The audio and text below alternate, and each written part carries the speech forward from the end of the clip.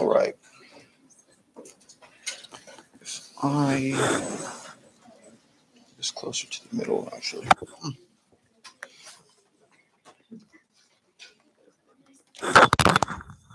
no.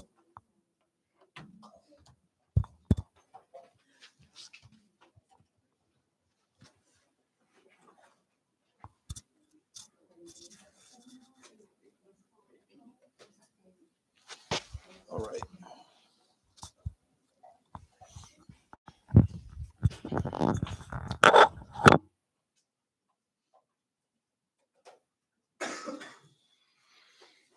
Okay, we'll try this and see if it works. So, hello everyone. I'll put this. What's the date today? Is today the 9th? Yes. I'll believe you guys. So, all right. We're a good 3 minutes late. But that's okay, because I don't think we're going to need those 3 minutes. I don't know. I hope not. So, why am I putting my notes up here? Y'all can't see this stuff. It's secret. So, last time we got through reactions of diazonium salts. We got through a bunch of stuff that had to do with the benzylic carbon or the one carbon away from the benzene. And then we moved on to phenols, however you want to pronounce it. And so we named them, and they were super simple to name. All you had to do was add the word phenol to the end, and you were there. And then phenols can act as acids when they have their proton on them. That's basically all we did. That's all the background information we need to know about these things, because we're going to jump into their synthesis and their reactions. And as far as when I took the class, that was the end of midterm 2 material. I don't know if it'll be the end for you guys, but I'm assuming it will be, because I don't know why she would change it. But so we will be done with midterm 2 material today. We should be. Synthesis, reactions. I did upload more practice problems for session 9 and then practice problems for today, so just to do them. Any questions before we begin? All right. Where'd my eraser go? I guess I don't need an eraser. I'm not making any mistakes today. All right. So, talked about the nomenclature of phenols. Now we're going to talk about the synthesis of phenols. And we have a few ways to do this. We have 3 major ways to make phenols. The first one we already saw before was using diazonium salts, or specifically the benzene diazonium salt. How do I get a diazonium salt? You have a benzene, you nitrate it, or nitrosate, whatever the word is.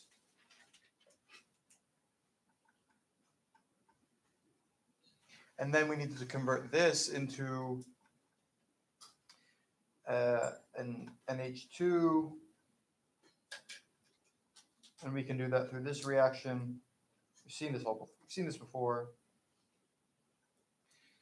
And then we need to convert. We can convert this into a diazonium salt. Remember, we need an amine to convert into a diazonium salt.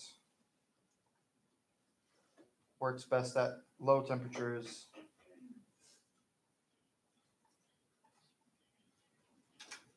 Diazonium salt. And then on our table last time, on our tree, we found that there was a way, or showed that there was a way to convert diazonium salts into phenols, convert that N2 into an OH, and that was using a nucleophilic acid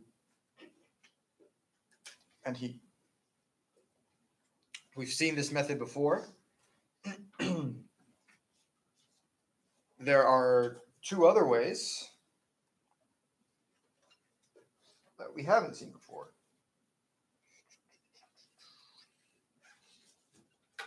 All right.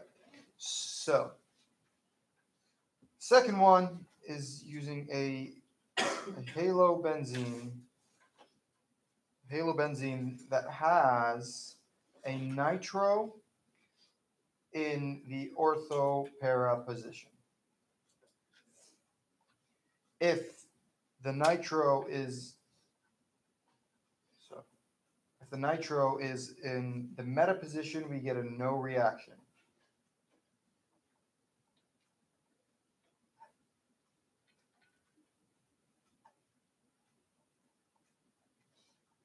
Right.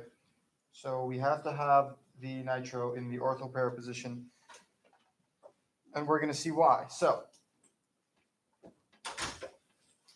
halobenzene, this is our halobenzene with the nitro in here, in this case, the ortho position, ortho to the chlorine here. What we're going to need is base and heat. And what this will do is it'll replace the Cl with the nitro group. With the chlorine. Why can I talk? So replace the chlorine with the OH. So we're removing the chlorine and we're adding the OH in its spot. We're replacing it with the OH in its spot. Mechanism for this.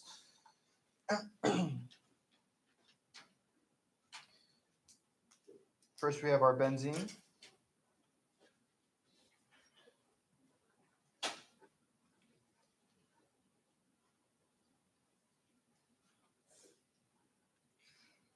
Put the nitro on it.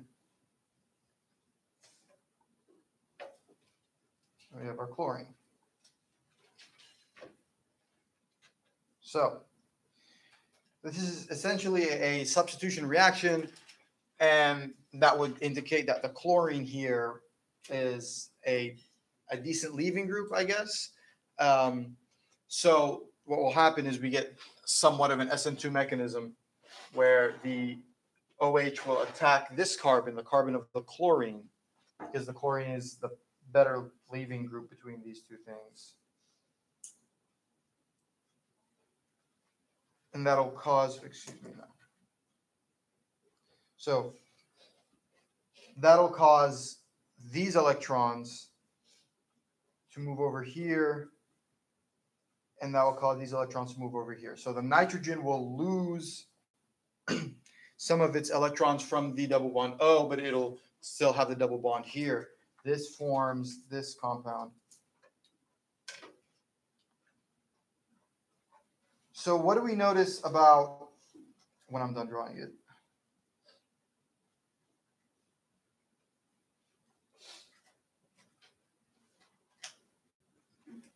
What do we notice about this benzene ring over here, or this ring over here? What happened to it? It lost its aromaticity, right?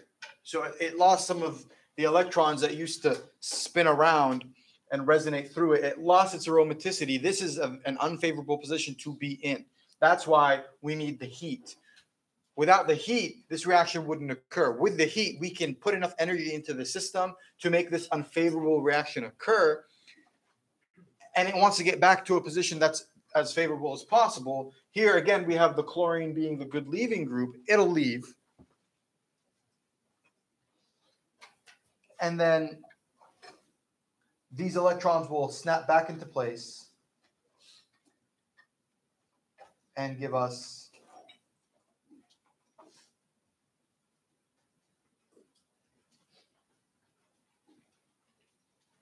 our product, where we essentially replace the chlorine with the hydroxy, the OH.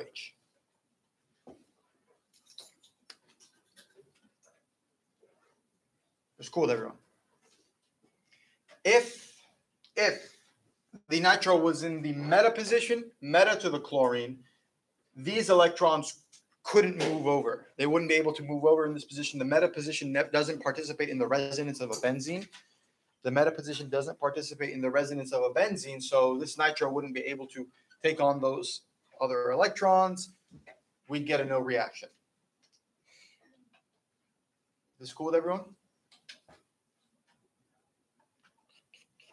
All right.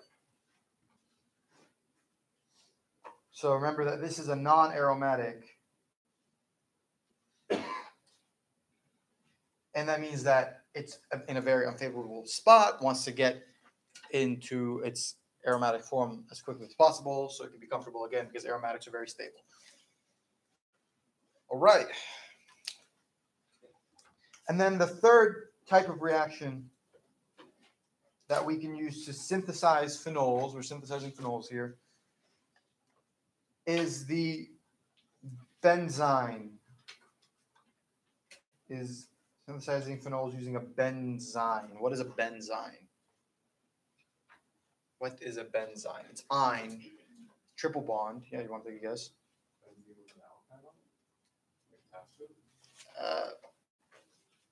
A benzene with an alkyne in it. So a benzene is a benzene where one of the bonds is a triple bond. Again, it's a super unfavorable product to have. So it's very reactive. It'll do whatever it takes to get rid of that triple bond. A lot of angle strain in that bond.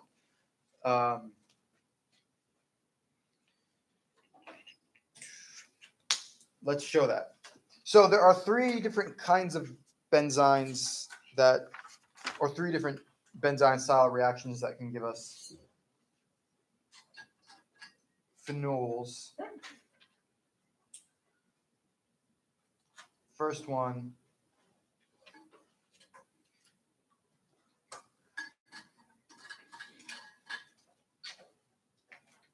I like. It's supposed to be sealed.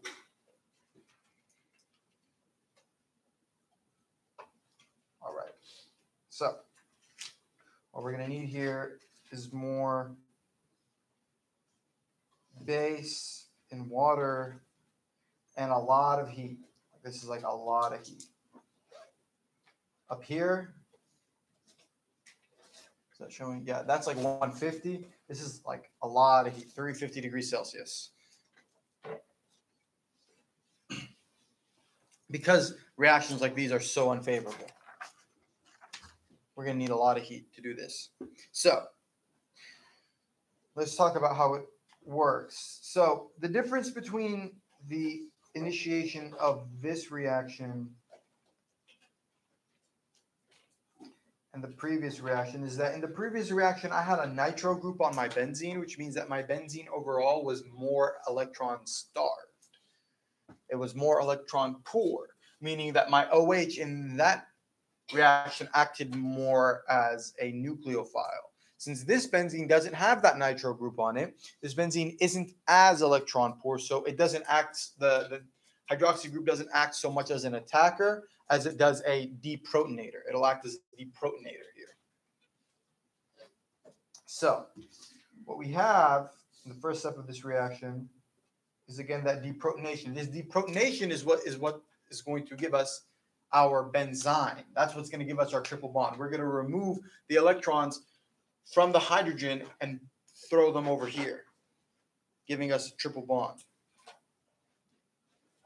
So we remove the electrons from the hydrogen. We deprotonate. Leaving group has to leave because we can't have more than 4 bonds on a carbon.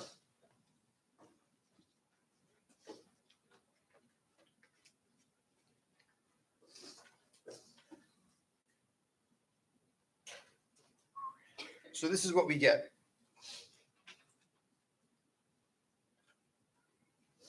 We get a benzene, something that has a lot of angle strain.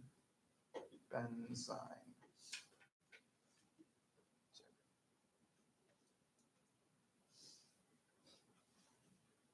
Bond angle strain, whatever the heck it's called. Point is, it's unstable. Doesn't like to be where it's at. So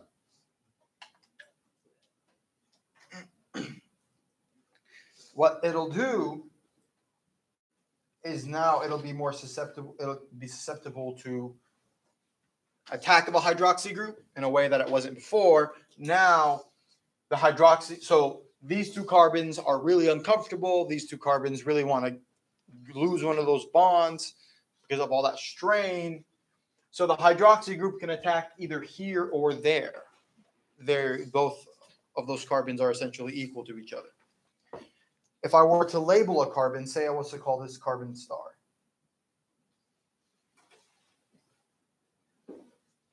If you were to label the carbon, you might get different products, but if the carbons were exactly the same, like if one of them was a carbon 14, you'd get two different products. If one of them was not, then you'd get the same product. So I'm going to label one star just for the sake of completeness.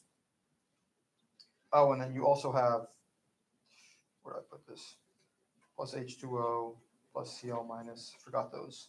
Not too important, but. So, again, triple bond, super unfavorable, wants to break that triple bond. We're going to get an attack of a hydroxy group. So what's that going to do? That is going to put my OH on my benzene and give me a carboanion. I'm going to move some of those electrons over to that carbon that's on the top, the carbon star carbon. Going to move some of those electrons over to the top. And now this is a carboanion. So all I have to do here now is just find a way to stick a proton back where the carboanion is, and then I have a phenol, right? That's the last step in the process. I cannot speak today. There's water in our solution. That's a proton source.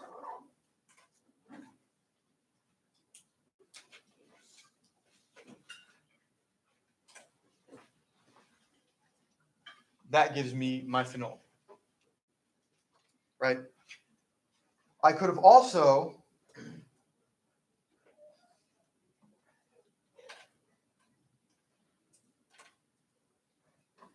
had the hydroxy group attack this carbon. And then I form the carboanion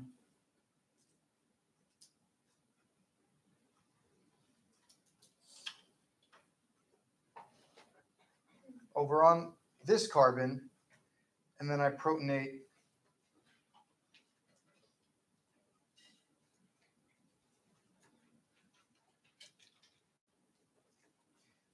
and then I get a phenol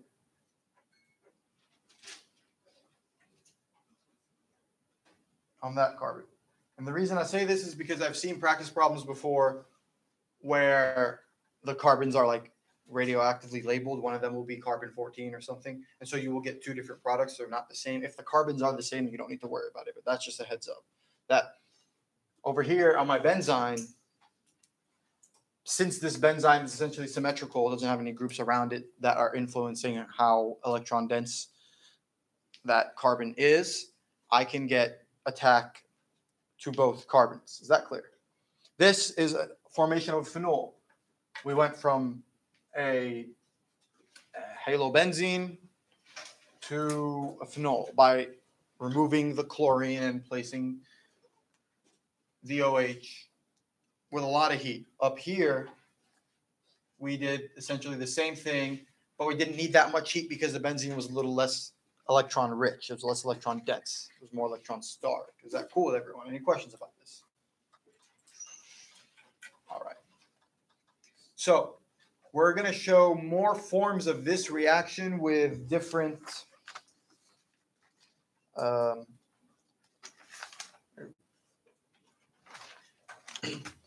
we're going to show more forms of this reaction with different substituents attached to the benzene and see how that influences how this reaction occurs.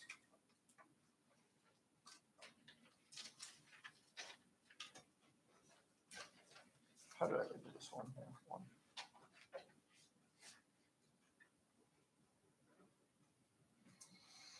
So if I have a benzene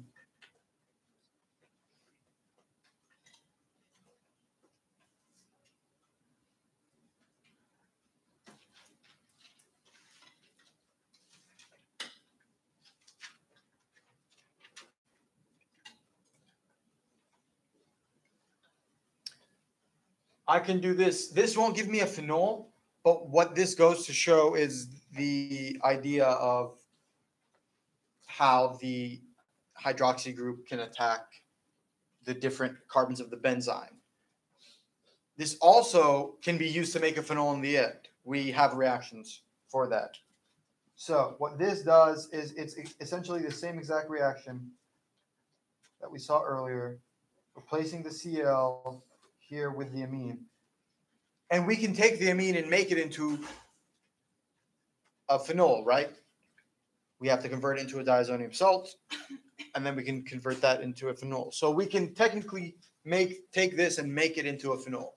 But the point of these upcoming reactions that I'm going to show is to show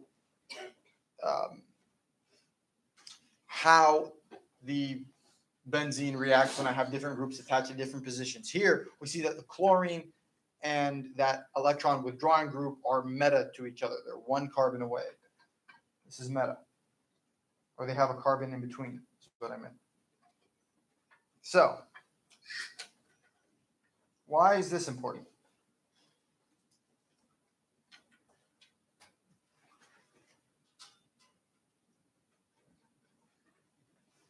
Remember that the first step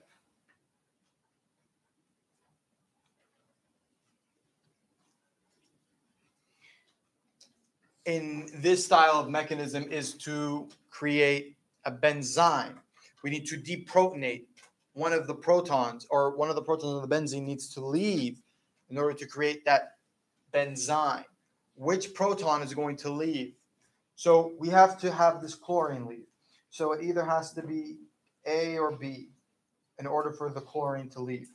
Is it going to be proton A or is it going to be proton B? Who, raise your hand, says A? Who says B? For someone who says A, just yell it out. Why'd you say A? Is there a reason? If there's no reason, that's cool. B, is there a reason? Just yell it out. If there's no reason, that's also cool. All right. It's okay. It's a 50-50 question, so you don't need a reason. But the answer will be B, because you get candy. Because take a look at where this proton is situated.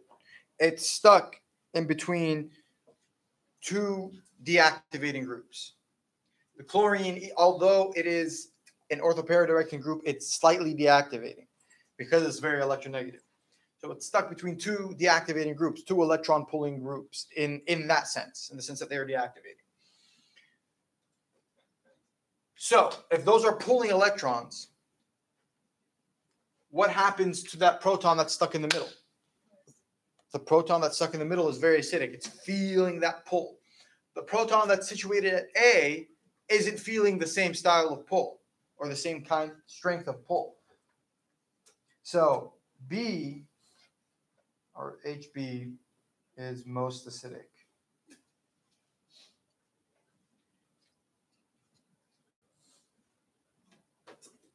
Is most acidic for that reason. So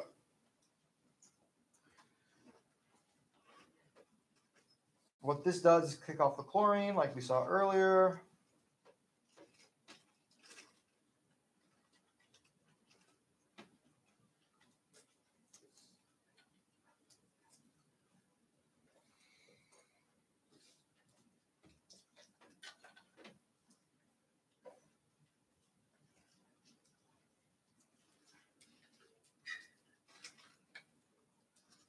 And now we get our benzyne, which is super reactive because it's really unhappy, a lot of strain.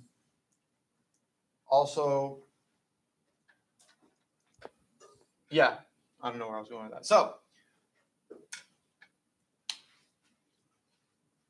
it's going to, we're going to have the NH2 here attack.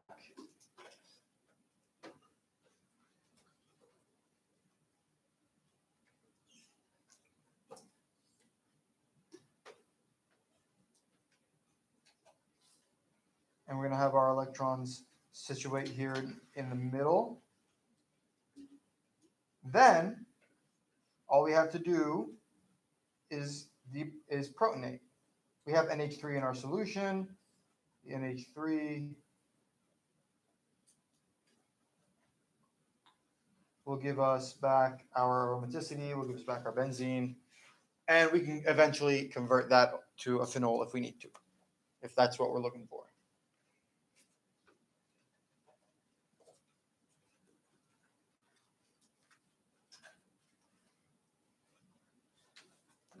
So, in the event where I have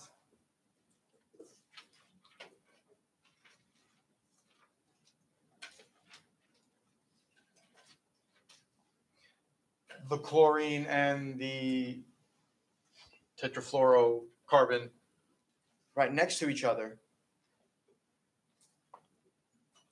the only possible hydrogen that I have that I can deprotonate in order to kick this one off will be here. So in this situation,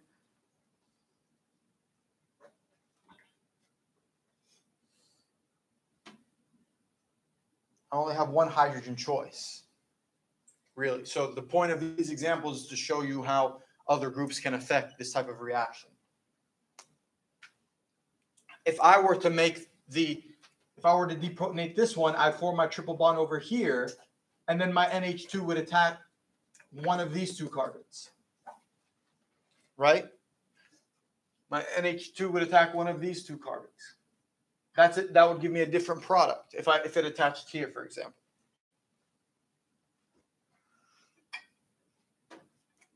So, all right.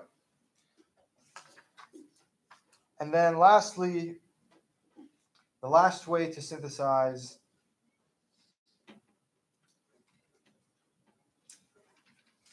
this stuff is we can sulfonate it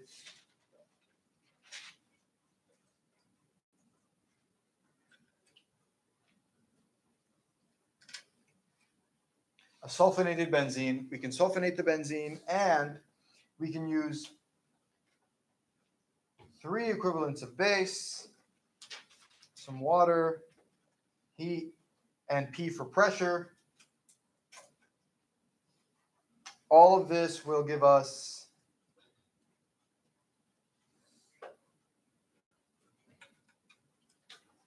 a phenol. So that's 4 ways.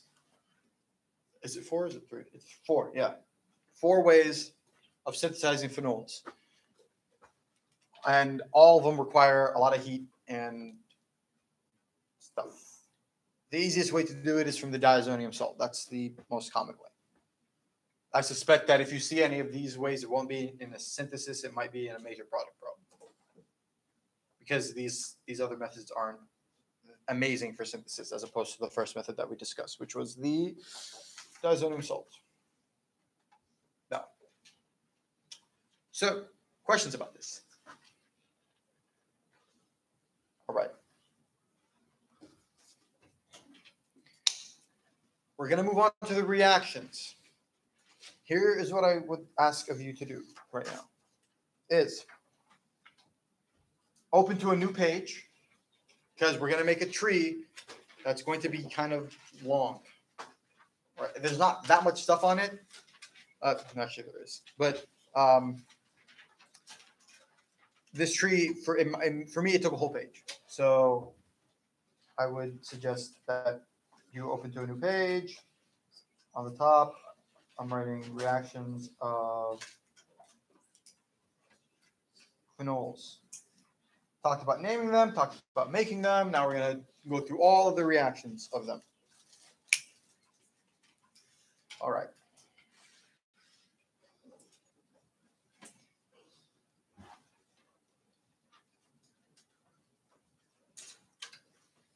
Okay. we're going to come back to this page as we progress and fill out the chart. I haven't drawn anything yet, but we'll get there as we move along. So I just have this, and then we're going to have things branching out of this phenol that's at the top, the way I've done my trees in the past. Okay? Cool. All right. Let's proceed. We have 3 types of reactions that we can do with phenols. alongside all the reactions that we can do with normal benzenes, right? So I can brominate it. I can, what else can I do with benzene? I can do Friedel-Crafts stuff and get protecting groups, and then I can do further Friedel-Crafts and alkylate it and acylate it. I can nitrate it. I can do all this stuff. And then I have reactions that are specific to phenols, which we're going to discuss here.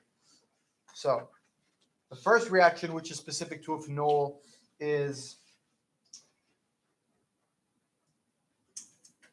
what I called NaOH reactions.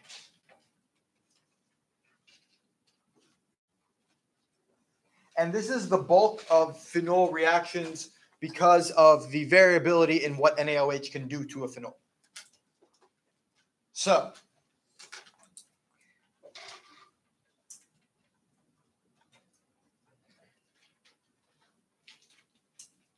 here's my phenol, and here's my NaOH. NaOH is a base. The phenol, the hydrogen on the oxygen part of the phenol, has acidic properties to it, as we discussed last time. It's more acidic than, say, a cyclohexane because the oxygen provides electrons into the ring, meaning that that hydrogen over there, it's losing its electron friends, neighbors, whatever that are around it. It's more electron starved. So this base and that acid can react with each other and give me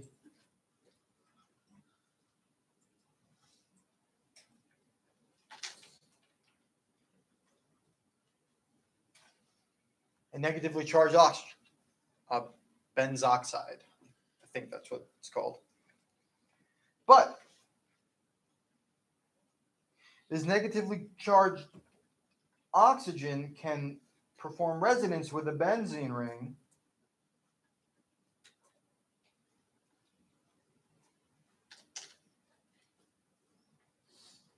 and give me a carboanion that's lost its aromaticity. But the fact still remains that resonance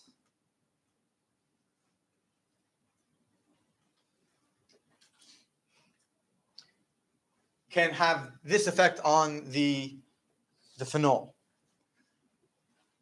And based on which resonance form we're in, we can do different reactions.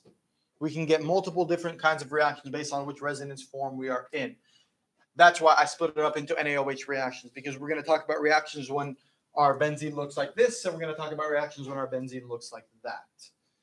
This, on the left, I decided to call it the O- form. And this, I decided to call it the C- form. So the carboanion and the benzoxide form, I guess. Right? So we're going to split up these reactions into those two, the O- and the C-. Hopefully I'll get A+. So let's talk about the O- reactions first.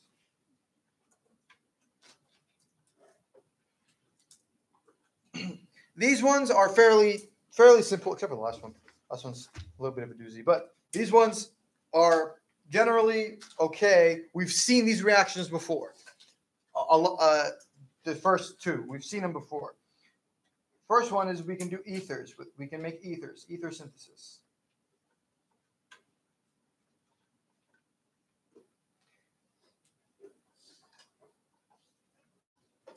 If I take my benzene, my phenol, react it with NaOH, I get O-.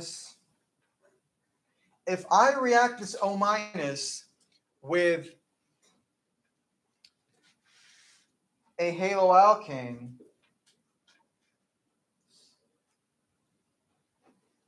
a primary or a secondary haloalkane, I can get an SN2 reaction. This is a good nucleophile. My carbon chain has a good leaving group on it.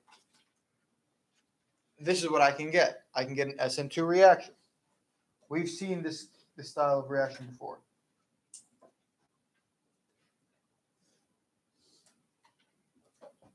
where here I end up with an ether. This is simple. We've seen this before. Maybe not with a benzene, but we've definitely seen it with other good nucleophiles and haloalkanes. Classic substitution reaction, right? We can also, if we can make ethers, then we can make esters. We've seen this reaction before. We've done this reaction earlier this quarter.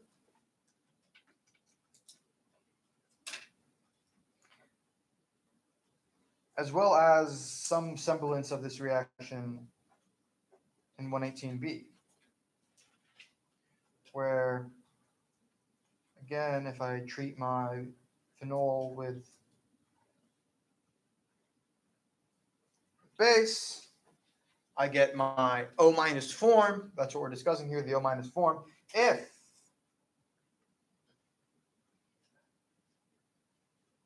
I use an acyl chloride, an alkanol chloride, with my now good nucleophile, remember that the carbonyl carbon, this carbon over here, is electron deficient. We have a lot of electrons here. We don't have that many electrons there. They're going to react with each other. I can get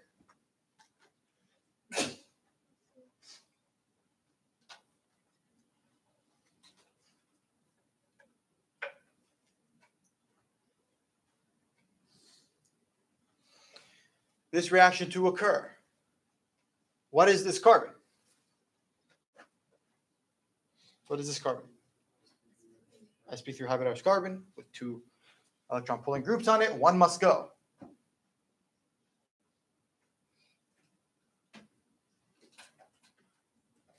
One must go,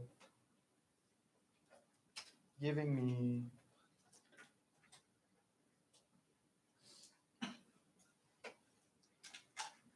an ester.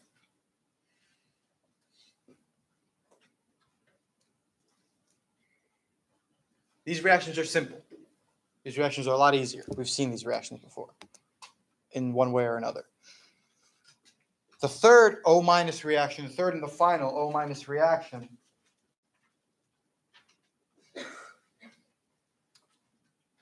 is called the Claisen rearrangement.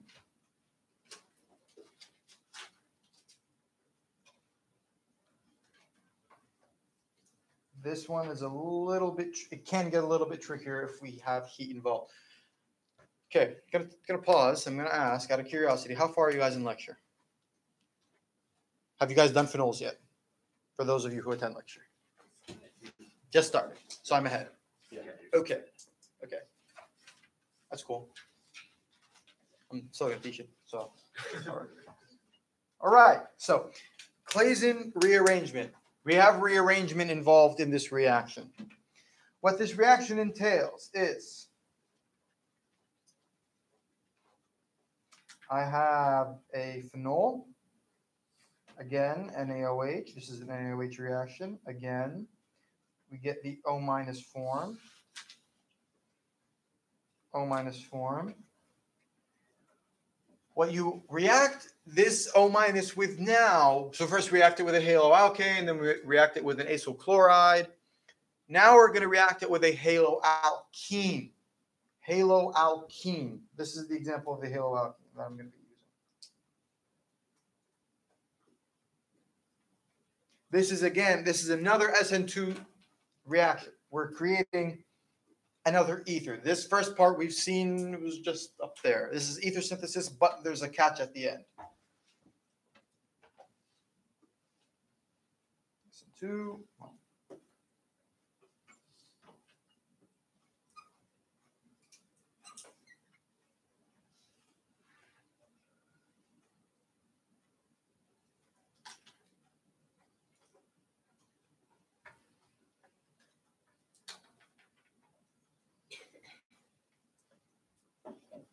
This again is still ether synthesis. We've seen this before.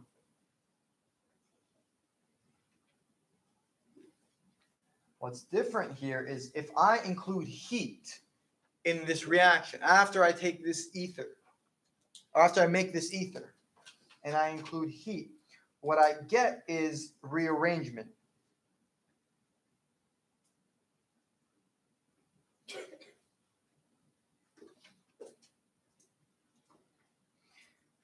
That carbon chain that we just attached to our oxygen will rearrange and stick itself onto the benzene ring. In this example, it'll stick itself onto the benzene ring and rearrange. This is the rearrangement portion.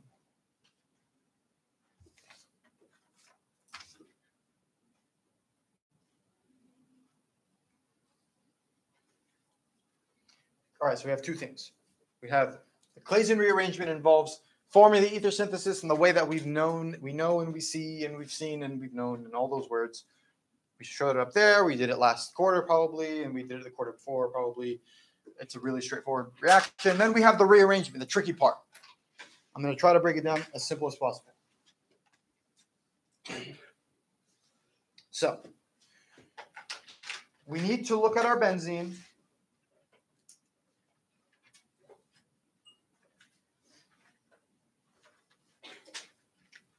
We need to look at our benzene in two parts. We need to look at the allylic ester side and the non-allylic ester side. So what we need to do is we need to focus on two pairs of double bonds. We need to focus on a double bond, another, so one pair of double bonds. We need to focus on this double bond and this double bond. This double bond, this double bond. I'm going to try to dot them.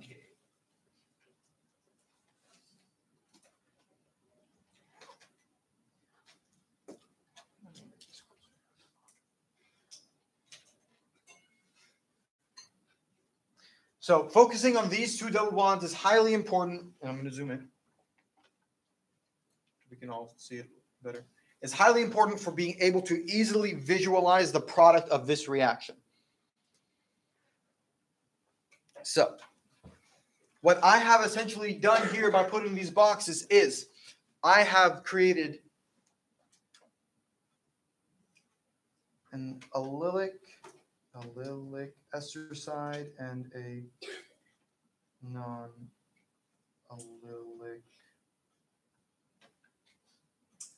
not ester, ether.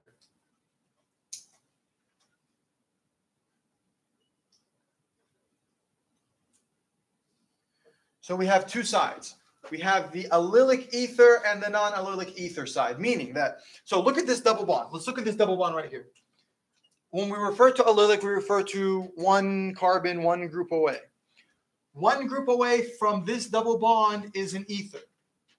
This is what I'm calling the allylic ether. One group away from this double bond is a carbon. So it's the non-allylic ether, or you can call it the allylic carbon. You can call it whatever you want. The point is it's not the ether. It's not the oxygen. So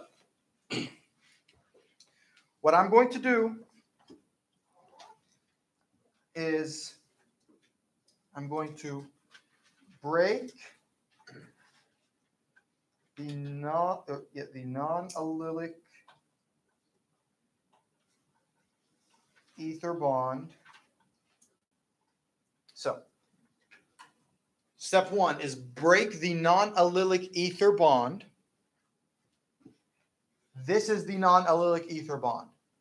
It's the ether bond that is bonded to the ether, but it's not. I don't know how to explain it, but so this is the ether that's allylic. This bond is not the allylic ether. I'm going to break that bond in this fashion. So what's going to happen is I'm going to have electrons here and move over there and form a carbonyl here. That's going to force these electrons to do what? They're going to have to move. These electrons are going to have to move. What these electrons are going to do, they're going to move and react to this. They're going to react with this end of the double bond. Why are they going to do that? Let's take a look at this carbon. This carbon has 1, 2, 3, 4 groups attached to it. has two H's and then the oxygen and then the other carbon, right? What I'm doing is I'm breaking this bond. I'm moving this bond over here. I'm moving this bond over here. This carbon now has 1, 2, 3 bonds. It doesn't have enough bonds. So what it's going to do is it's going to steal the electrons from this double bond.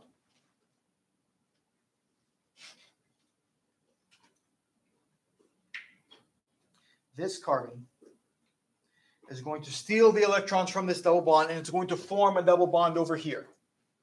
It's going to form the double bond over there. Okay, now it's got its 4. It's attached to its 2 H's, and now it has a double bond. That's 4 bonds. That carbon's happy. This carbon, however, just lost one of its bonds. This carbon now only has 3. So what this carbon is going to do is it's going to steal the electrons from this double bond. So we have a few things happening here. We're having this bond break and coming here. That's going to be 1, 2, 3, 4, 5, too many. So this bond has to break and go there, meaning that this bond is going to break and go here.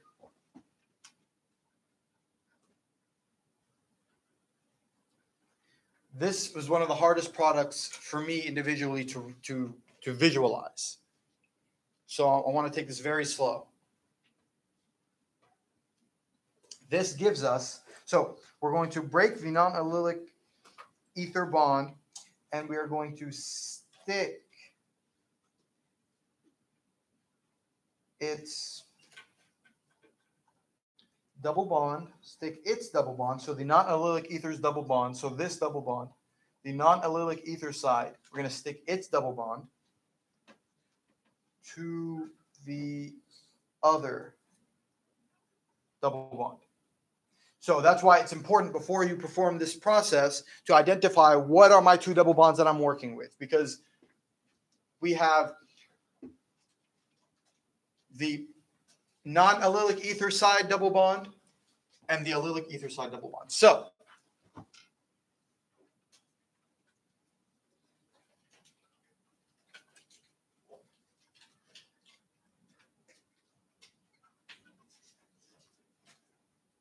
this is what it gives me, right? So I formed the carbonyl here. I broke this double bond and I moved it there. That's what this is. This was originally part of the double bond. And then I took these electrons and I moved them up here. So I took the electrons that were originally over here and I moved them over here. That's what I have here. But now here I broke aromaticity. This is a non-aromatic.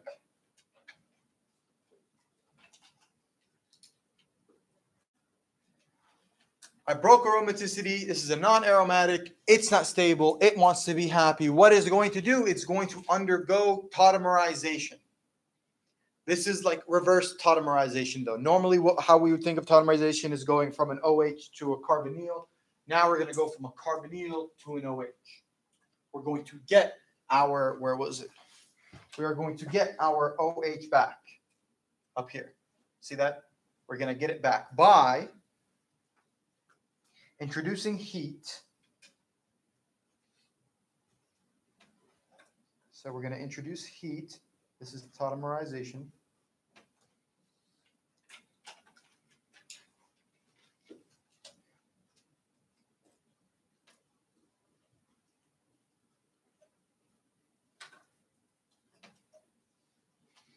So the oxygen through this double bond is going to deprotonate right here, and the electrons from this double bond are going to, the electrons from this hydrogen bond are going to form it's not a hydrogen bond, but the bond to the hydrogen are going to form over there. So what we're going to get is reformation of the OH using these electrons, and then these electrons are going to reform the double bond, are going to give us back our aromaticity.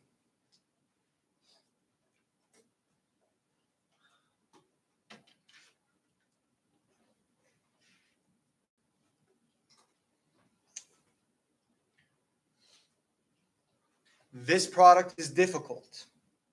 It's difficult to visualize. If you need, I would advise on an exam, break it down. Spend 10 minutes on this, 7 minutes on this problem, maybe 5, right? Because this thing might be worth like 5 points. it's 5 points, but it's also a major product problem. Like, it's not like if you took your time with it, you can get these points guaranteed. We're going to do another example that doesn't have a benzene, but has the same principles to show, and that can show that this Claisen rearrangement can happen with phenols, and it can also happen just with dialkene ethers. I don't know the name for it. Aliphatic ethers is what it's called. So for aliphatic ethers,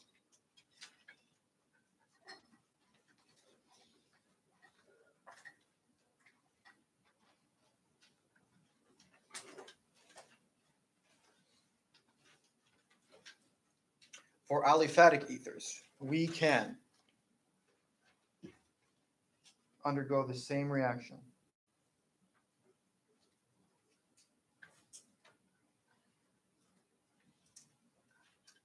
So the first thing we need to do here is identify our 2 double bonds. We only have 2 double bonds. They're easy to identify. It's the double bond here and the double bond here. Okay, now we need to label these ones. Which one is the allylic ether double bond? Is it left or right side? Left, yes. I'm going to call this the allylic. The allylic side. Which means that the right should be the non-allylic side.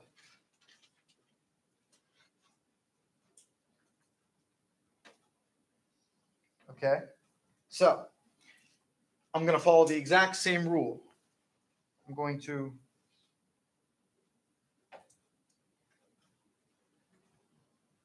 break the non-allylic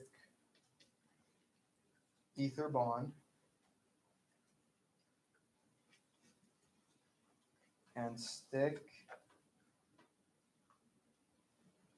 its double bond to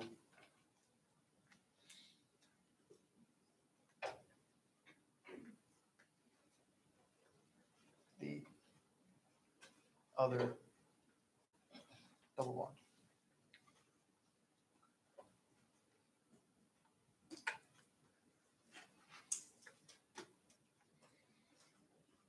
So what does that mean?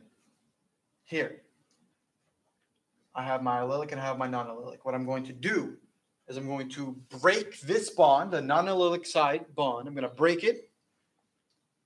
I'm going to break it and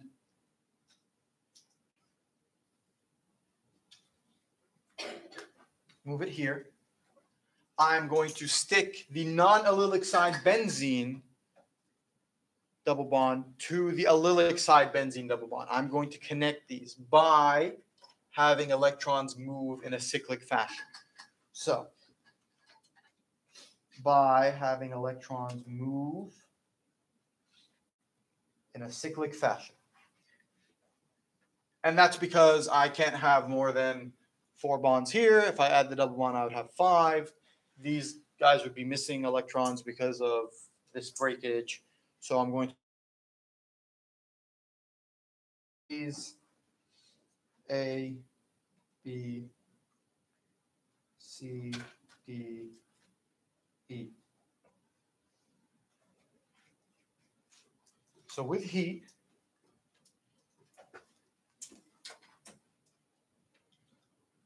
what do I have here? I have a double bond O. I have something double bond O.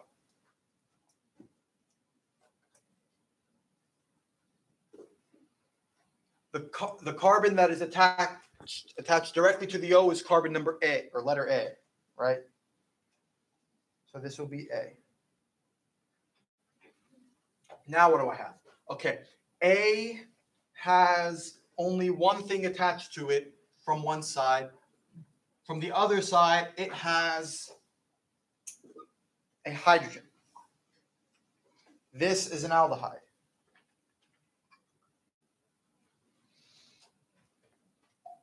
Next carbon over is carbon B.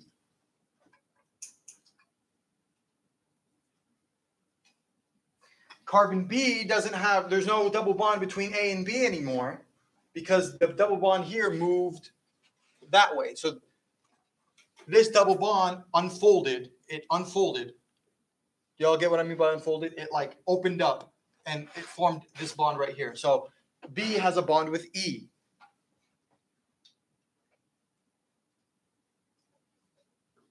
And E has a bond with D. And the double bond between E and D now moved over to being between C and D.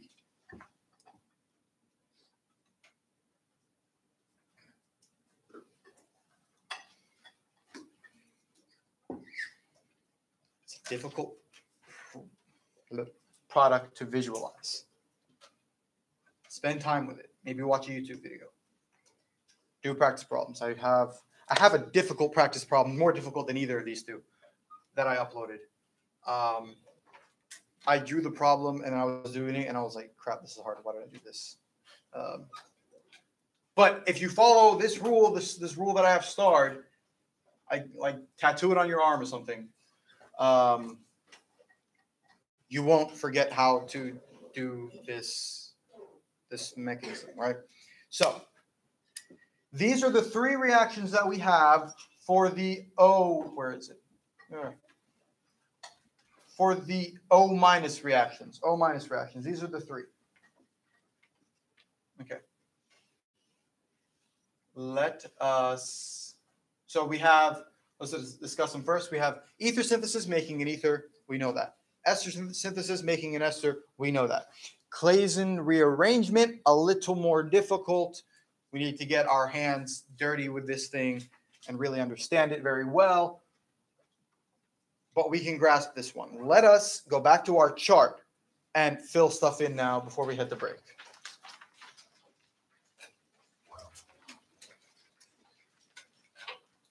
You have a question? So it's always going to make a terminal alkene? I wouldn't say always. It depends on the substituents, right? Because if over here I have a single bond, like another bond over here, like say there was an extra carbon over here, I probably wouldn't be forming a terminal alkene. But there will always be an alkene somewhere in my product. The example on the drive that explores that. I don't know the word. So let's go back here.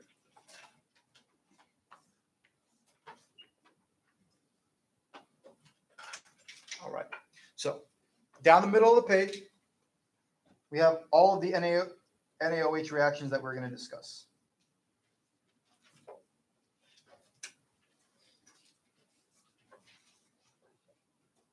We said that reacting NaOH with a phenol can give me either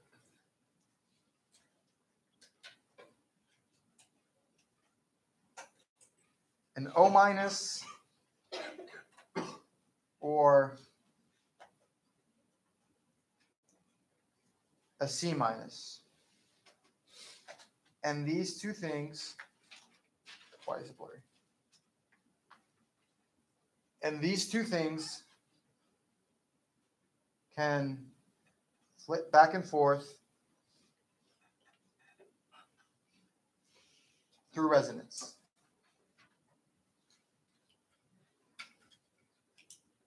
So this is the O minus side. This is the C minus side. We're going to talk about all the C minus reactions next. So for the O minus reactions, we have three. We have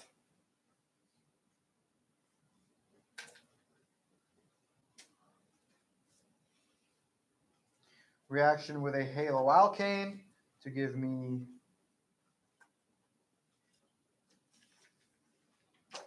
an ether. We have reaction with an acyl chloride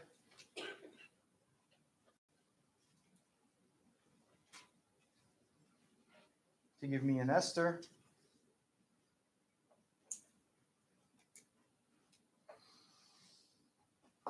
And we have reactions with a haloalkene to give me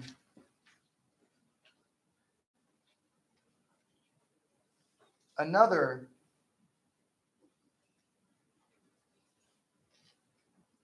ester, but what's special about this ester is that I can react this ester with heat and form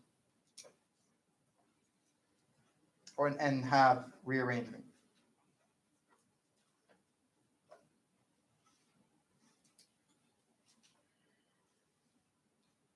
This is the Claisen rearrangement.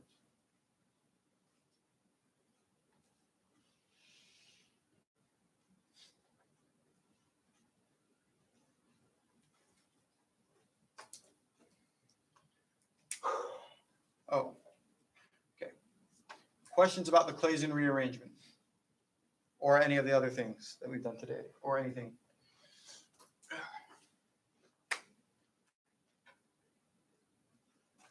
Okay, let's take a break.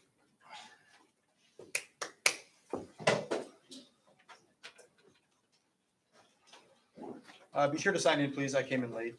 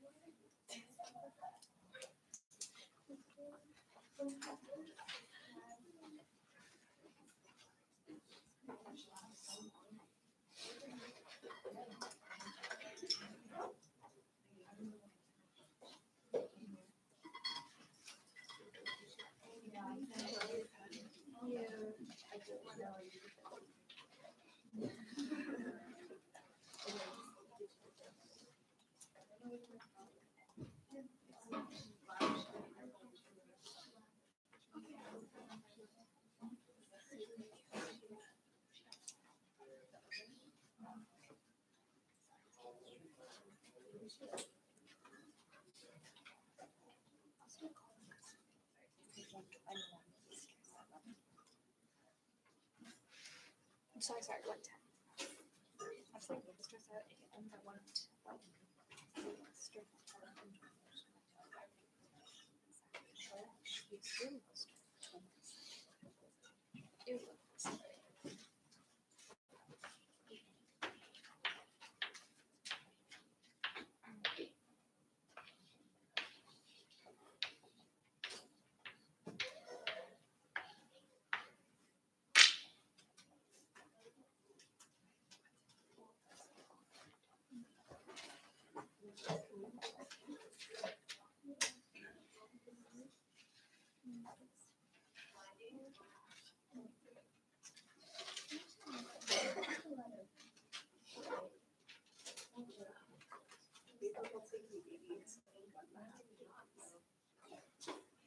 Like I usually do, like today it was earlier than usual.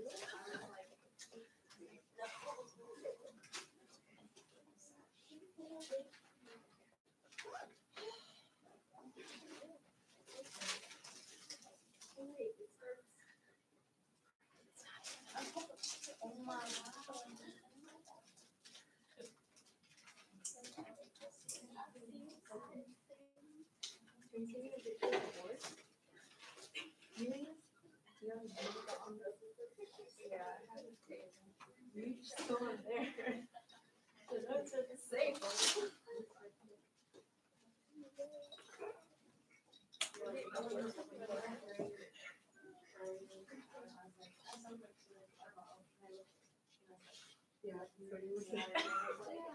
Wait, why don't we already sound anymore? It just stopped. Oh, it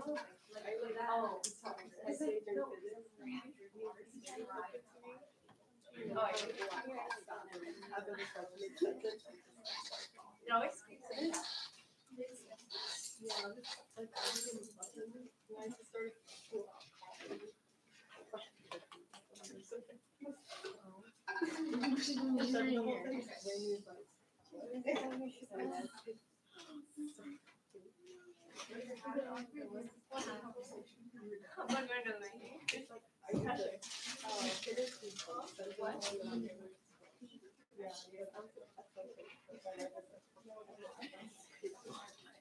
That was so early.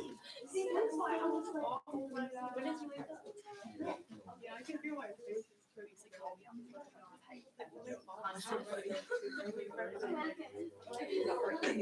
You're only conscious of the breaks.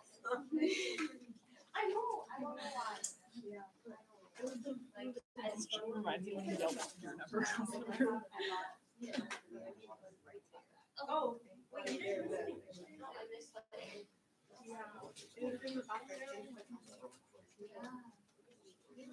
I was trying to, but I was too sleepy.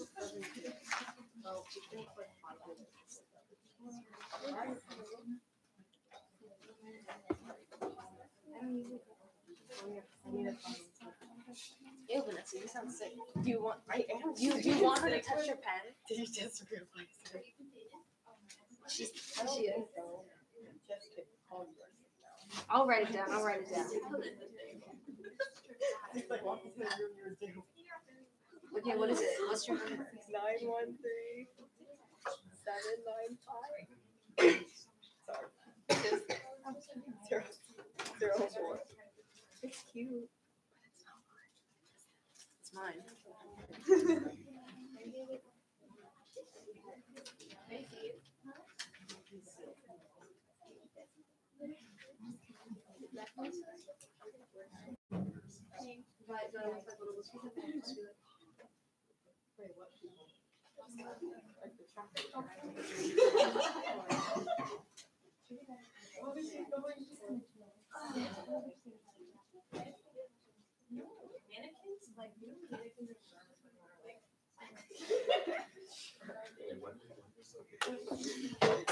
Okay.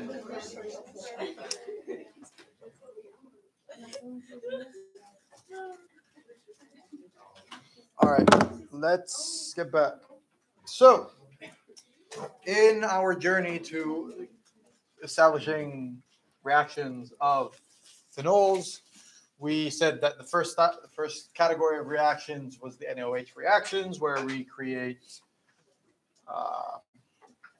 we can either create the negative oxygen or the negative carbon resonance form, and those can give us different products. We talked about the 3 different products we can get from the negative oxygen form. Now we're going to talk about the products we can get from the negative carbon form.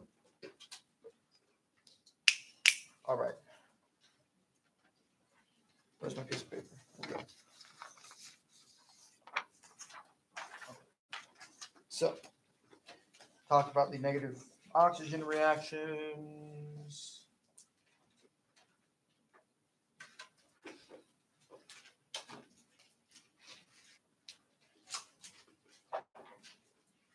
Now we're going to talk about the negative carbon reactions.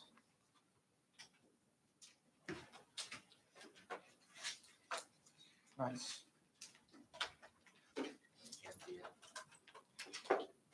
Oh. Okay, so no one caught that. The page just slipped under my hand. I drew a G instead of a C. All right, so.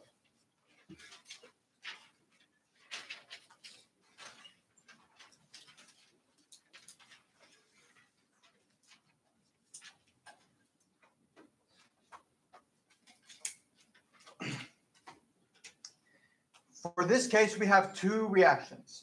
We have, I don't know how to pronounce this one.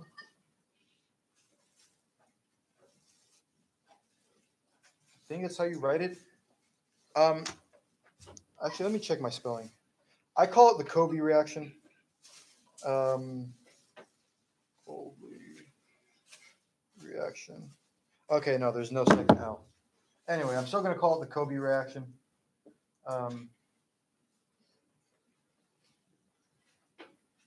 And essentially what this reaction is alpha carboxylation. So this reaction, fairly straightforward again. So I have my NaOH. Here's what I'm going to do. Or I have my phenol. I need my NaOH. I need CO2. And I need acid. We have carboxylated things before using CO2. We were able to previously carboxylate things with CO2 and Grignard's reagent. This functions in a very similar manner to give us alpha carboxylation, adding the carboxylic acid to the alpha carbon. Alpha carboxylation. It's alpha relative to the OH group here, one carbon away. So, if you look at the mechanism for this one,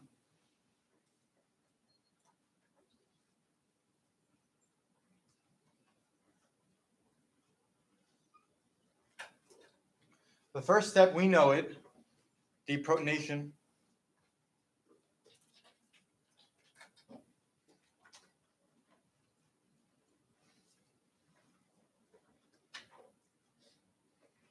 Giving us the O- form, which can resonate to the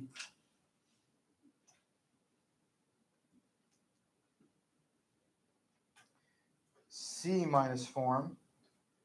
And remember, now we're talking about C- reactions. So this is what we're going to be focused on here. That's ugly. We're going to be working with this guy, the C-. So that was step one. Step two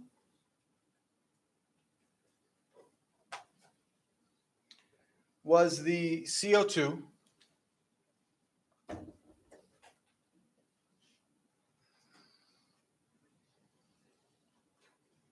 And we've seen before that when we react CO2s with good nucleophiles, the CO2 is essentially a dicarbonyl. So we have that electron deficient carbon in the middle that's having its electrons pulled from both sides by the carbonyl.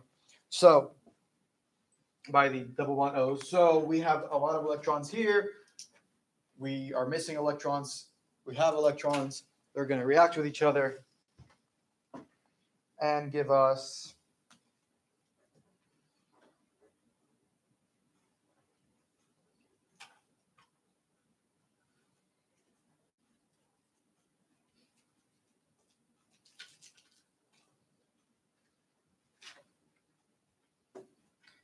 we now have carboxylated the alpha carbon.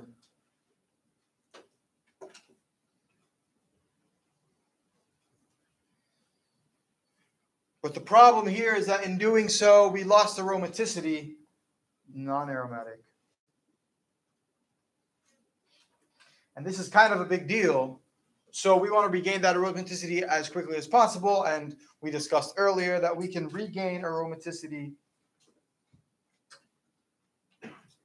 through tautomerization. We have our carbonyl up here. Electrons from the carbonyl are going to deprotonate the alpha carbon.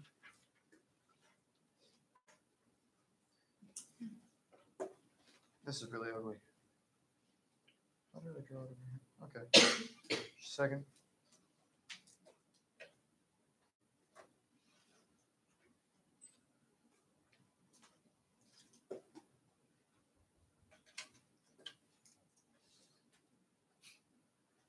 There we go. I think You can redraw your H. I can. Probably redraw the whole page. Sorry. No, you can redraw the H point upwards. That way. Time is of the essence. It's really not. We're gonna get done early, but I could have done that. I'm not as smart as you though. So, what do we got here? Tautomerization, regain aromaticity.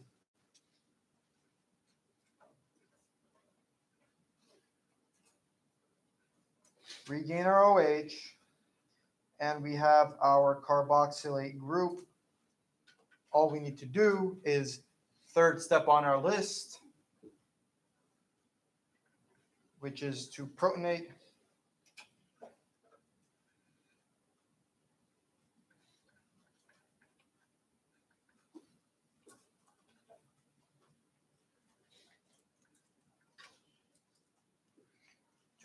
using the acid that we're about to throw in our solution through acid in solution. Yay. Carboxylation, alpha carboxylation. One of the two C- reactions. Any questions about this one? I think it's fairly straightforward.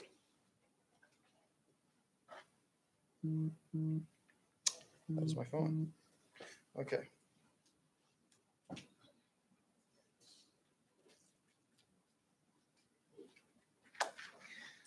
The second reaction is forming polymers using this phenol. So what we're going to do here,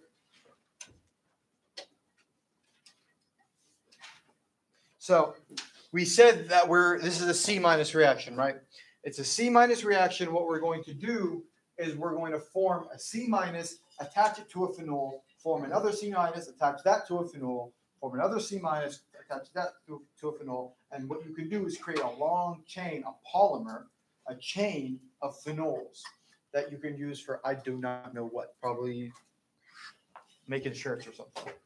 So, polymerization, I guess you can call it.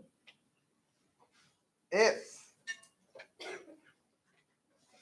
I have NaOH and I use the NaOH along with formaldehyde, and then acid, what I can get is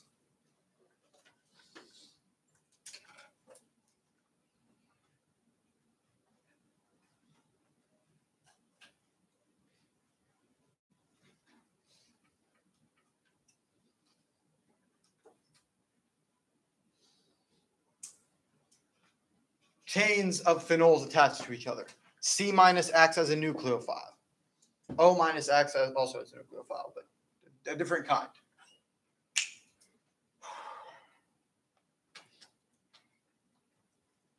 Let's delve into the mechanism to see how this works.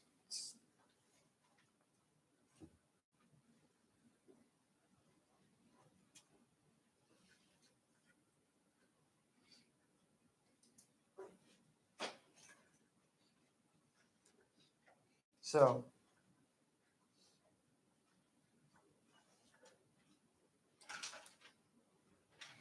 I react the phenol with NaOH, yada, yada, yada. We know the steps. I get the C- form, right? So, where are we? If I introduce formaldehyde into my solution at this point,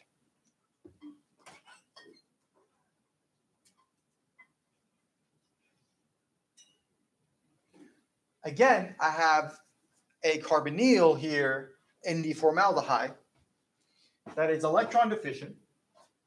It's surrounded by two hydrogens. Hydrogens do not supply any electrons to it. It is very electron poor, have a good nucleophile. In the C-, I get nucleophilic attack.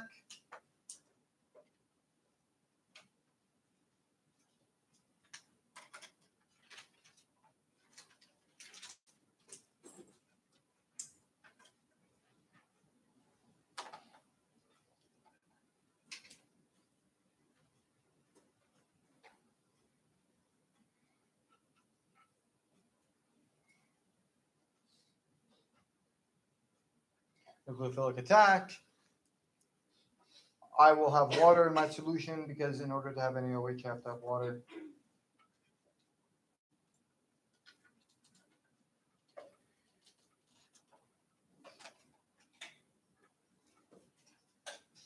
And that will help protonate my negatively charged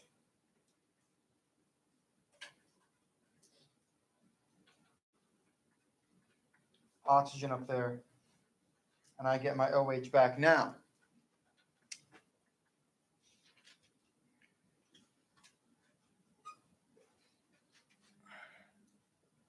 remember that this is a couple things. It's non-aromatic, so it's unstable. And now I just attached another electron withdrawing group to the whole thing in the OH. What I want to do is remove the OH and allow this compound to regain its ability to be attacked by another C-. To do that,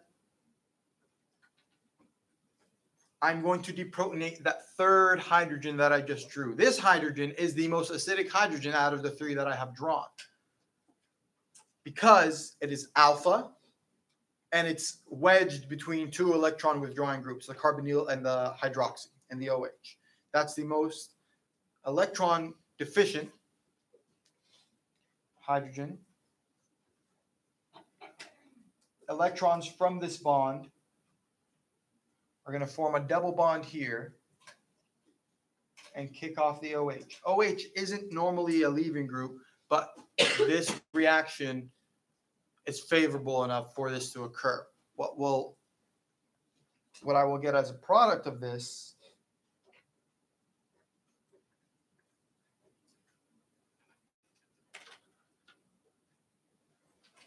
is some weird cis alkene thing.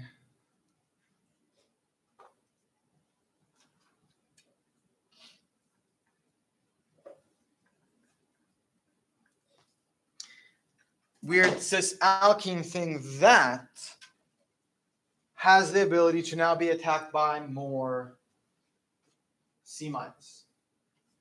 Has the ability to be attacked by more C-. Let's show that. So if I have another C- here that is floating around in my solution that I made up in my step above. Oh, that's not right.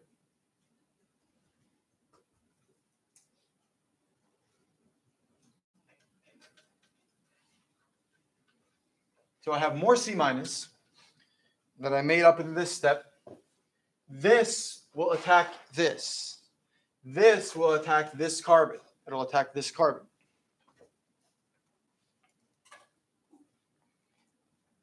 Allowing for me to regain aromaticity in this benzene ring. I attack. I have electrons shuffle around.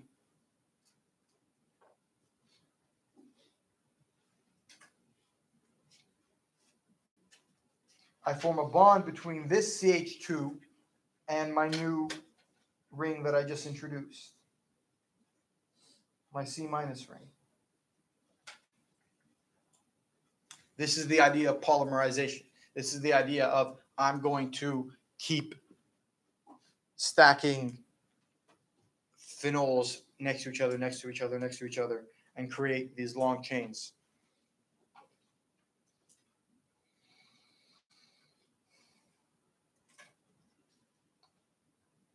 So essentially what you can do is keep forming negative charges and keep attaching more and more and more phenols, and you will keep getting these O-. But if you tautomerize,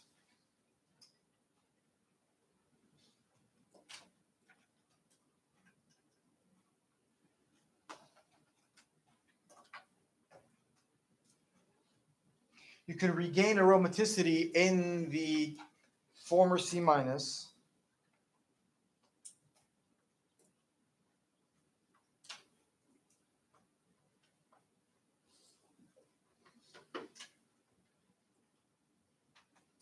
And this halts the reaction. This, along with the acid step, will halt the reaction. So the idea here is that as long as I have these negatively charged C minuses in my solution, I can continue to attack and attack and attack. But once I take that away from them by putting in the acid and doing the polymerization, once I take that negative charge away from them, I take away their nucleophilicity, I halt the reaction, and I have my polymer. If it's 20 benzenes long or 3 benzenes long, I have my polymer. This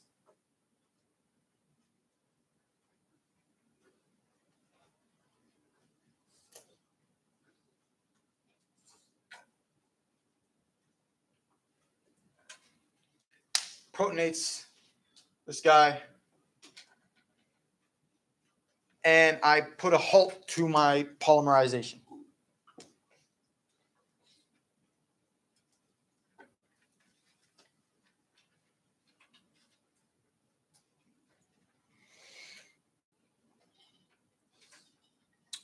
Questions about this? So we use H3O plus to stop the reaction. And these are my 2 C minus reactions. The polymerization reaction and the alpha carboxylation, the Kolbe reaction. Kolbe, whatever. Right? Let's go back to our chart and proceed to fill that in. Where is the chart? All right. So from this, we have 2 reactions.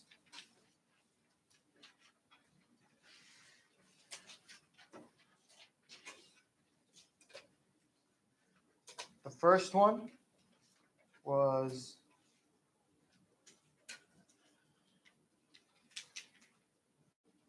alpha carboxylation, and this required us to have CO2 followed by acid. Remember, we already had the NaOH up here. We already had the NaOH up here. So the first step is really to introduce NaOH in order to get that C minus or that O minus for any of these reactions. But since we're going to do that, I'm not going to redraw the NaOH. This gives us alpha carboxylation.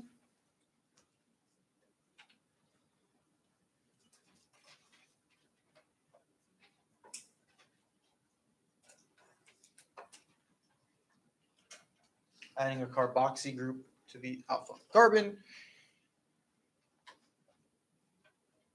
And then we could create polymers.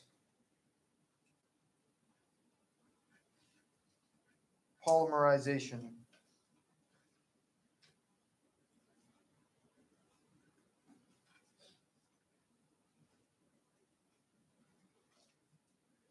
By doing 2 things.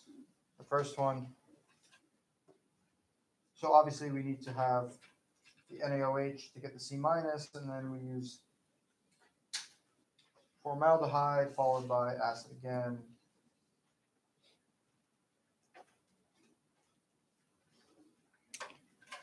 To give us our polymers.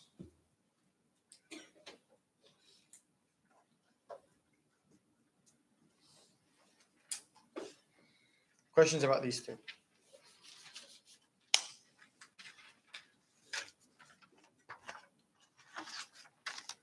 So that was the first style of reactions, the NaOH reaction, and everything that can happen when we introduce NaOH. We have 2 other reactions. We have halogenation and oxidation of phenols. So I can halogenate or I can oxidize a phenol. I am scattered.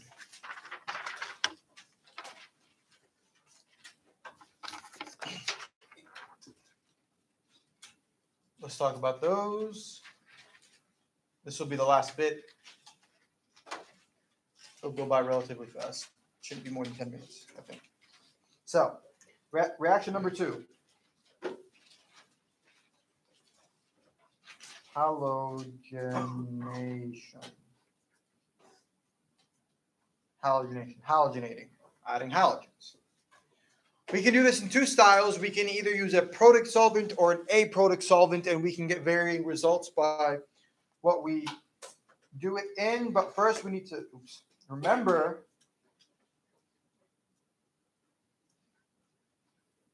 that an OH is orthopara-directing. Just need to keep that in mind, that the OH is orthopara-directing.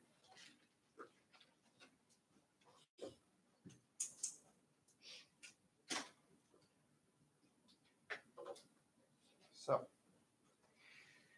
if we do halogenation in a protic solvent,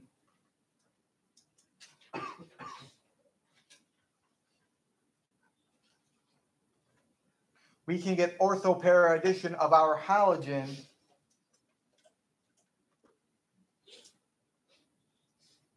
multiple times. We can get polyhalogenation.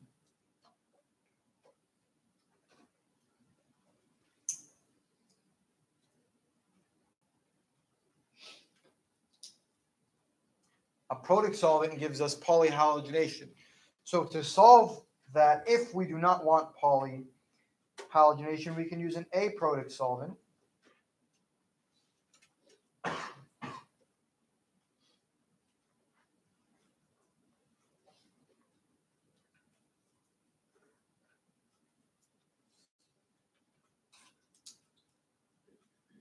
This is an example of an aprotic solvent. This is another example of an aprotic solvent. We can use bromine in an aprotic solvent, and this will give us monohalogenation.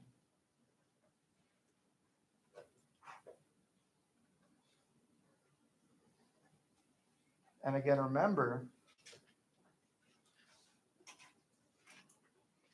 that the phenol is ortho and para. Ortho or para directing. So that means that I can get an ortho product or a para product.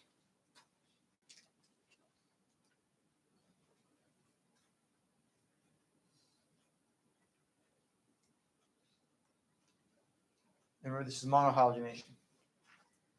Yeah. What's the second solvent? I can't see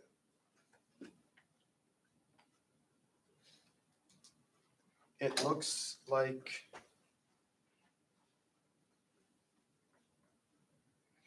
probably never seen it before, probably never see it since. It's just an option if you see it on an exam. It's basically CO2 but with two sulfurs. It's weird. So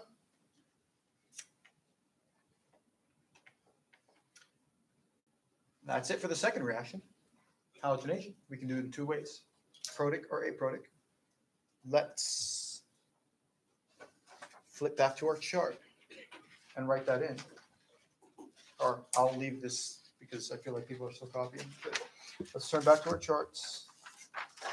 Wherever the chart is for me.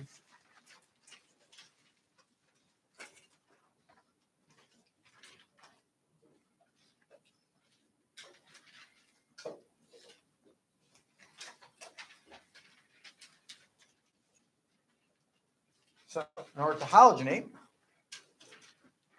I need the halogen as a diatom, and I can do it in a protic or aprotic solvent. Protic or aprotic solvent, and that can give me two products, the monohalogenation or the polyhalogenation.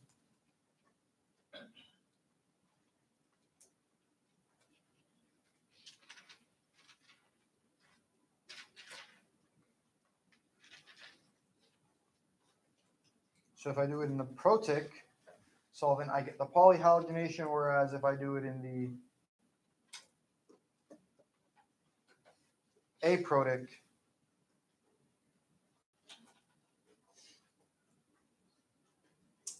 I get the monohalogenation.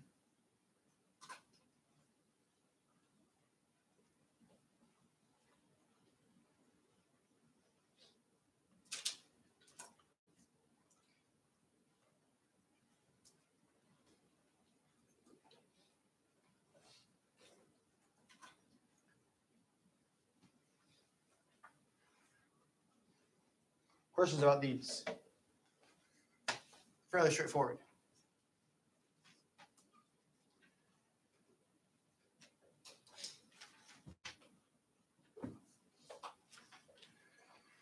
Got one more reaction for phenols, and that is the oxidation reaction, and we can stem a little bit and make other things from an oxidized phenol.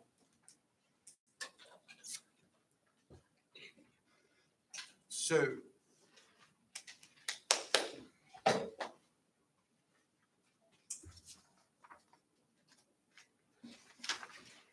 we good with this? All right.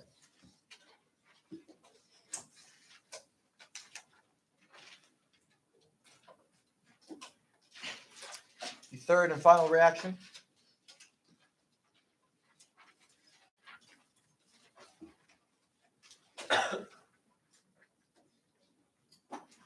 is the oxidation of phenols. So, oxidation essentially entails that I need to use an oxidizing reagent, and the best oxidizing reagent that I can use here is Jones reagent. I believe I haven't written down what Jones reagent is yet. I think you all should be familiar, but just in case you're not, this is one of the forms of Jones reagent. I don't like writing it, so I'm just going to write Jones. This is a strong oxidizing reagent, and what it will do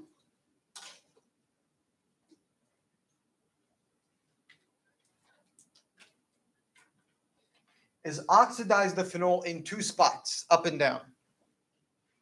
Oxidize the phenol in two spots, up and down. And I can use this now that I've oxidized it, to create other products from it. If I oxidize something, then I can go ahead and reduce it. So if I reduce this product using straight line,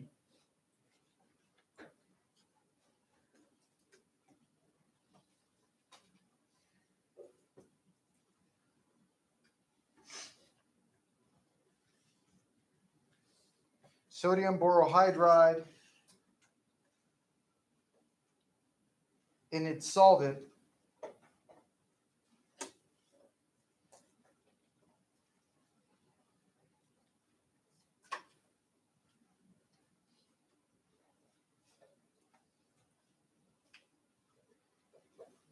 I can get a phenol with two OHs now. I just got a diphenol, or whatever you want to call it. I oxidized this, oxidized that, regained aromaticity. You got myself a diphenol. Or I don't know what it's called. I'm going to call it that. 1,6. I can do this way, or I can halogenate this thing. I can halogenate it using hydrochloric acid. I'm sure hydrobromic and possibly hydroiodic. Not sure about that one, but I'm sure hydrobromic acid also works. Or HBr. And what this gives me is it not only gives me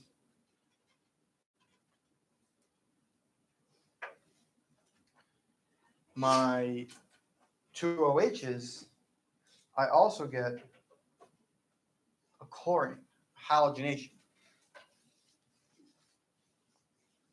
Using HCl in that product, I can get halogenation. We're going to show the mechanism.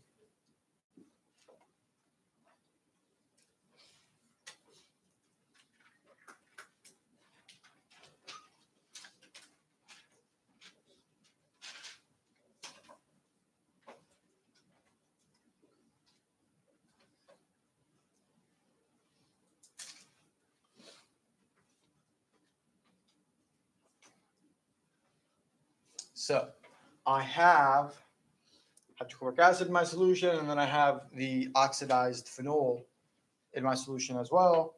They're going to react with each other.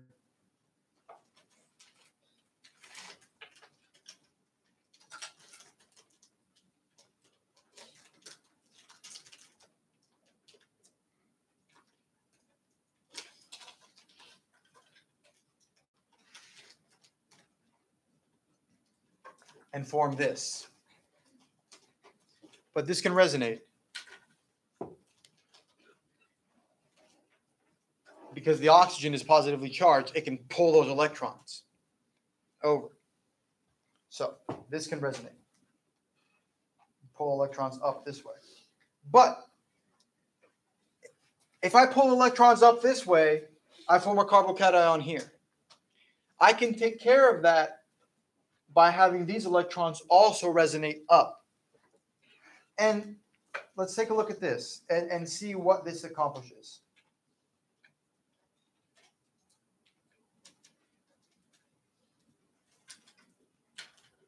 So I knew that through resonance, I'm going to have to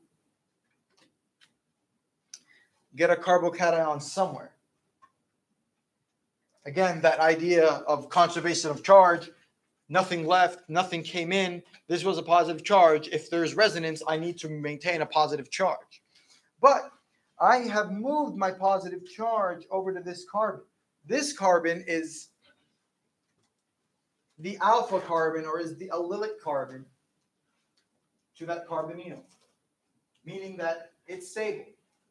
So rather than forming the carbocation over here, I was able to move my electrons of my benzene around to form a more stable carbocation, a more favorable carbocation. So this is allylic. It's the more stable carbocation. All right.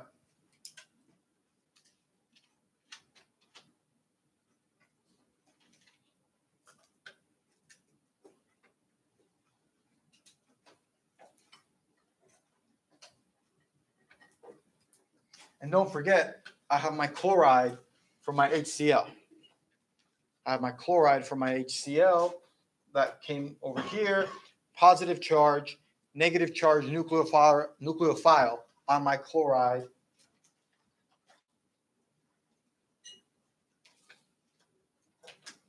I can get a reaction between those two.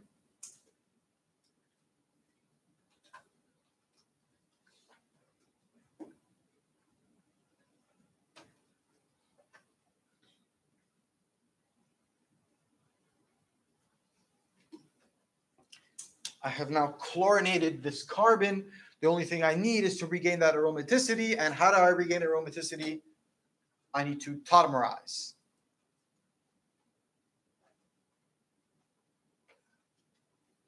I need to tautomerize. How? By pulling the hydrogen off and having the electrons from the hydrogen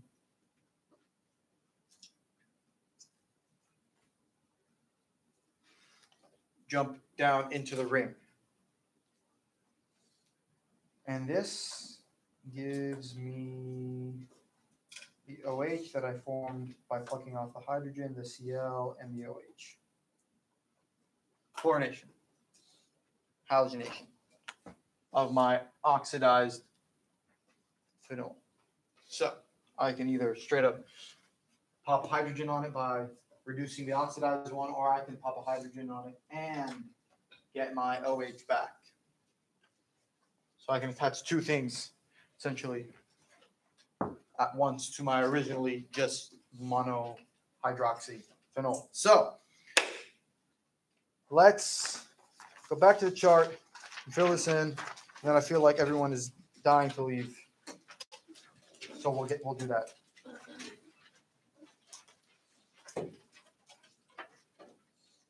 Last bit. I could be really cruel and drag this on.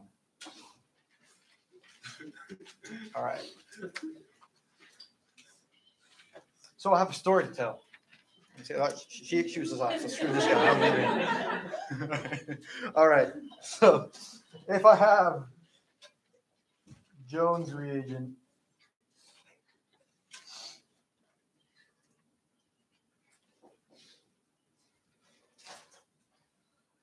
I can oxidize. This is the oxidation step.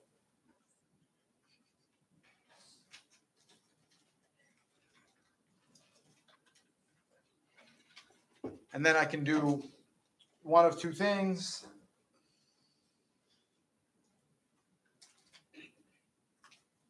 I can either reduce using sodium borohydride. I should zoom in on this part. There's no point in being far. I can reduce using sodium borohydride to give me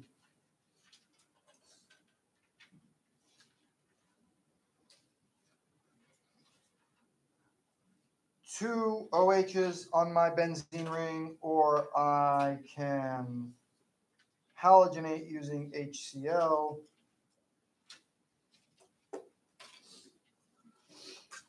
and get two OHs on my benzene ring plus a chlorine. All right, we're done. Have any questions? Ask me. Want to leave? You don't need to ask me. Sign in, please, if you haven't. And I'll see y'all next week.